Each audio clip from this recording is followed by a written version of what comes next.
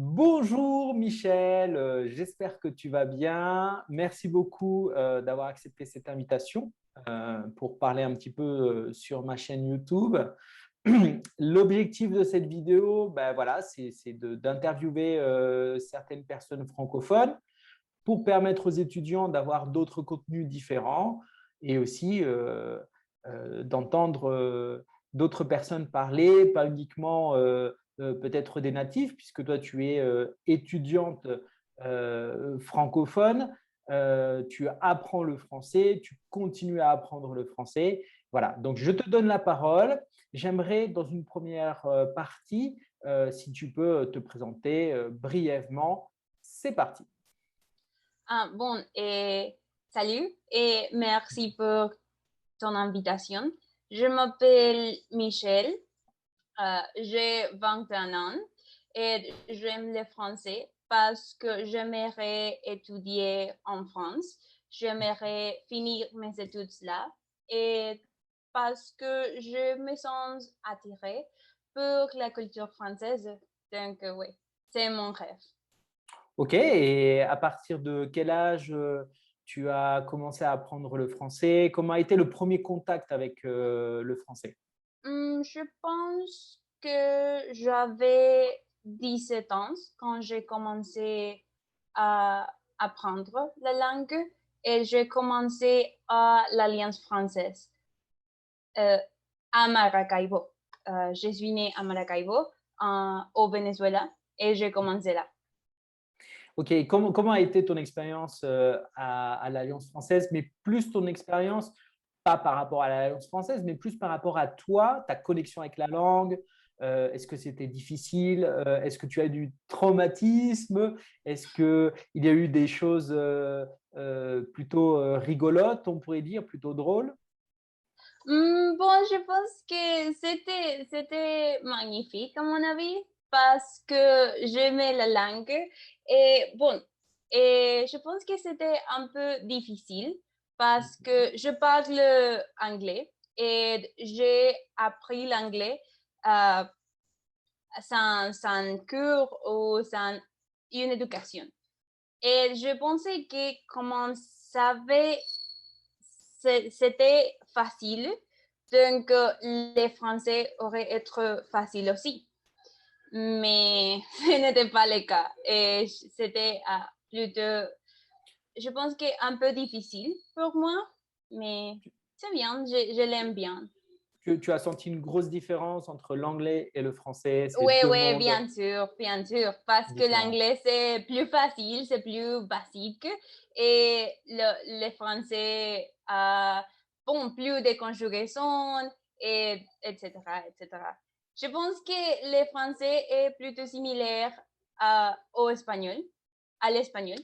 Mhm. Oui, bien sûr. Et donc, oui, c'est plus difficile, mais je pense que c'est plus intéressant aussi. Et quelle phrase ou quel mot de vocabulaire tu aimes dans la langue française par sa prononciation ou peut-être par sa structure ou Euh, sa traduction, oui. il y a une phrase que j'adore, je tellement adore, parce que je pense que c'est très mignonne et je pense que, je ne sais pas, je l'adore. Et c'est envie d'amour et d'eau fraîche. On vit d'amour et d'eau fraîche. Très, très bon. Ouais, Très, ouais, très et je bon. pense que, bon, je suis très romantique et j'aime l'amour. Donc, quand j'écoutais sa phrase, j'étais comme, c'est tellement moi, c'est très mignon. Ça te représente. Ouais, ça me représente. Ok, super. Et par rapport à ta pratique, est-ce que tu parles avec des personnes francophones, peut-être avec des natifs, peut-être avec d'autres étudiants? Et qu'est-ce que tu regardes peut-être sur Internet? Est-ce que tu peux nous raconter ça? Oui, oui, oui. Bon, premièrement, j'ai un professeur qui j'adore et qui est français. Donc, oui, je parlais avec lui. Mais aussi, je télécharge quelques apps et là, je peux parler avec des personnes francophones. Mais aussi, Je pense que j'adore Instagram. Donc, je suis abonnée à plusieurs comptes françaises et je pense que ça aide beaucoup parce que c'est quelque chose que je vois tout le jour et tout le temps. Donc, oui, c'est une manière de mettre le français dans ma vie. Donc, je l'aime. Et j'ai aussi écouté des débats du jour. Et bon, j'ai fait ça. Ah oui, oui, tu m'en avais parlé en cours, le débat du jour de RFI, donc RFI, oui. voilà, donc site internet que tout le monde connaît, mais par contre, on ne connaît pas forcément la section, donc je vais montrer ici. Si on tape débat du jour sur RFI, on arrive directement dans la section podcast débat du jour. Et ici, toi qui as de l'expérience par rapport à cette pratique, tu recommanderais pour quel niveau? Est-ce que ça pourrait convenir pour les niveaux débutants ou c'est vraiment plus intermédiaire avancé? Je pense que c'est un peu difficile pour le niveau débutante parce que quand j'ai commencé, il y a quoi, une semaine, 2 semaines, je pense, c'était difficile parce qu'il y a beaucoup de mots, beaucoup d'expressions que je ne comprenais pas. Oui. Mais bon, ça marche et c'est la pratique.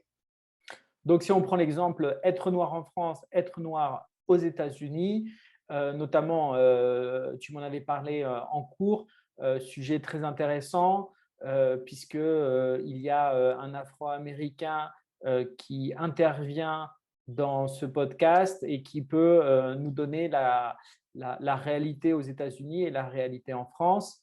Podcast qu'on voit d'une longueur de 30 minutes, donc très, très bon débat. Je pense que c'est une bonne durée. Voilà, donc ça, c'est une chose pour pratiquer qui est super intéressant. Je pense que c'est plus, et je pense vraiment, c'est plus adapté à partir de B1, mais il ne faut pas se sentir frustré si c'est trop difficile. C'est vraiment plutôt B2, C1, C2. Ouais. Super. Et donc, par rapport toujours au français, euh, tu as une autre manière aussi de pratiquer. Tu nous as parlé d'applications, tu nous as parlé d'Instagram. Est-ce qu'il y a une autre manière avec laquelle tu pratiques? Bon, je pense que c'est important de peut-être trouver un lien entre nos intérêts et la langue.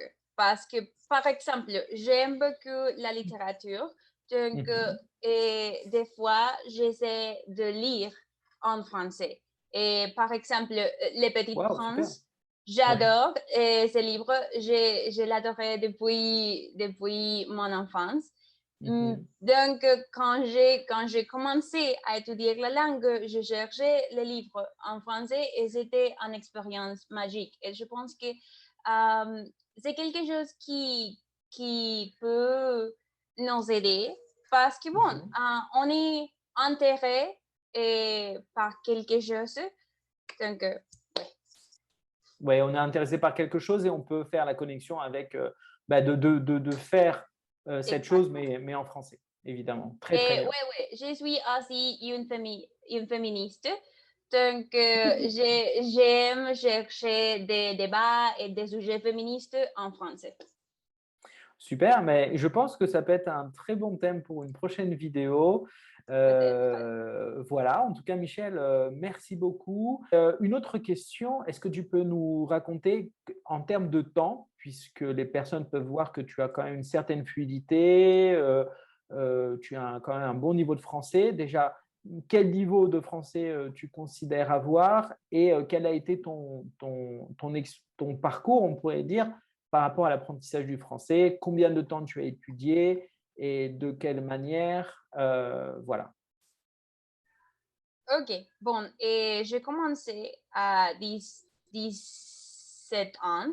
dissidente, oui, à l'Alliance française, mais je pense que j'ai arrêté d'étudier le français à 19 ans, peut-être. Et bon, j'ai passé 14 ou 15 niveaux à l'Alliance. Et puis, je pense que j'ai arrêté de chercher manières dans lesquelles je peux apprendre le français. Mais je pense, comme j'ai dit, la France est mon rêve et je voudrais habiter là. Donc, j'ai recommencé avec toi et Rowan. Donc, c'est un peu comme ça. Super. Je pense que maintenant, je suis entre B1 et B2. Ouais, ouais, ouais. Bon, pour moi, c'est déjà un peu plus un B2. D'ailleurs, tu te prépares pour l'examen du DELF et tu as l'occasion de pratiquer aussi, puisqu'on fait des sessions en petits groupes de niveau B2. Voilà. Et avec moi, ça fait combien de temps que nous avons cours ensemble? Ah, ben ça fait pas longtemps. Non, non, non, je pense que c'est Un mois. un mois, oui, oui. Oui, oui, oui. Oui, oui, là, c'est le deuxième mois qui commence. C'est très bien. Ok, super. Non, moi, je suis très content aussi de ton niveau de français. Euh, toujours le même conseil. Parler lentement et correctement, ça permet de faire le moins d'erreurs possible, puisque plus on parle lentement, plus le cerveau a le temps d'analyser et de s'auto-corriger.